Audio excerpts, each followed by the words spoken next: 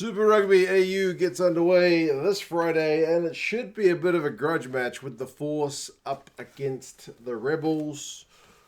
Of the two matches this weekend, I think more eyes will be on the Reds and the Brumbies because that's kind of a top of the table clash. But this match, in terms of the history, probably has a bit more going for it, just because the Force got cut, and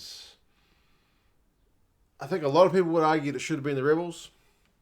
What's done is done, but I'm sure there must be a bit of bad blood there. Because if you remember, half the Force squad ended up, including the coach, with the Rebels. So there's definitely a little bit of extra spice for this one. So I'm looking forward to a good game. The Force will be looking to bounce back because last week they accumulated their third loss on the trot. And it's their first loss where they actually kind of looked disappointing. Prior to this, they had been, competitive in the lead. Really fun to watch. But last week, they were a real letdown. Whereas the Rebels, I think, were surprisingly good. They finally started to get their kind of act together. Their record speaks to the mixed nature of their performances, I suppose. So they really haven't hit their full stride yet, you think. Maybe they got close last week, but their execution was still lacking despite having tons of territory against the Tars. So, yeah, let's hope both sides come out really firing for this one. In terms of the lineups, there's a few guys being moved around. Still McGregor and Ralston with the 15 and 14 jerseys for the Force. And those two players both have been very good, especially Ralston. He's probably my favourite, seeing him fly down that right wing for the Force. They're joined in the back three by Marcel Braki. He moves up from the midfield because Kyle Goblin assumes the 13 jersey and Richard Kahui comes in to start at 12. So that's an All Black midfield with Wallaby counterpart. So All Black, Wallaby midfield of those two guys. So we'll see how they go. What kind of chemistry they've got together. I'm not sure how long either of them's had in that midfield together in practice. I wouldn't imagine it's a heap of time, but we'll see how they go. John O'Lance continues at 10, and Ian Pryor is back in the number 9 jersey. I think generally, some of you guys have pointed out the same, their Force looked better when he was on the park.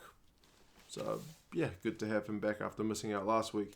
The other kind of big name is actually on the bench. It's Pat Cowan.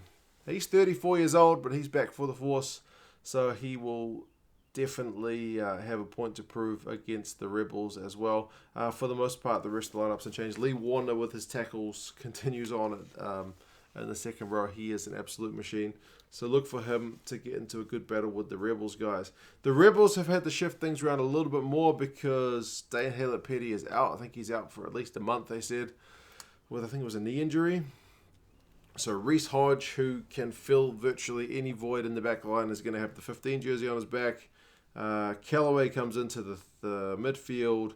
Korobiti and Pincus are the wingers, and Korobiti, at least last week, was far and away the most threatening-looking Rebels player because they had all the ball, but sometimes just struggled to break through. So Meeks and Callaway midfield, not the biggest midfield, up against Kahui and Goblin, who also aren't. You don't have any kind of Manu Tuolangi guys in this game, but still keeping Korobiti quiet will be a bit of a task. But the biggest news for the Rebels, I suppose, is that Isi Naisarani is back in number 8. So that's very good news. He's missed out on the entire AU season thus far, so he is very, very welcome on his return. That means Michael Wells shifts to 6, Hardwick still at 7, Haangana and Hosea are in the second row, Ulysses Orr and Ainsley in the front row. So that means Fa'amusili moves to the bench, which is disappointing, but I'm sure he will come on and be looking to cause some havoc. I should have mentioned Tamua and Lawrence still with that 9-10 combo. I think for the most part, it's pretty much a similar lineup to the previous weeks. It's going to be played at Leichhardt Oval. I'm not sure what the attendance will be like again.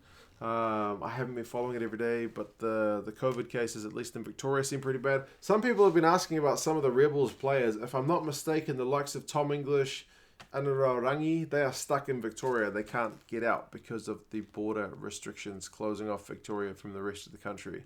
So there's a few names. I think there was somebody else as well from the Rebels who are just unable to join up with the squad because of the border restrictions. So Yeah.